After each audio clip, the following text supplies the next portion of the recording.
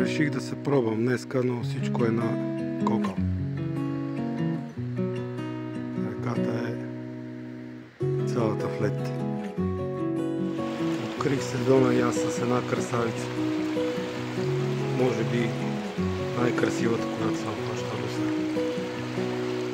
Голяма е, около 40 см, не е много голяма, но е прекрасна риба. Да я откачиме и да я пускаме. Айде, заминаваш си обратно по пътя. Айде. Хоп, айде готово. Ето е и видърта идва.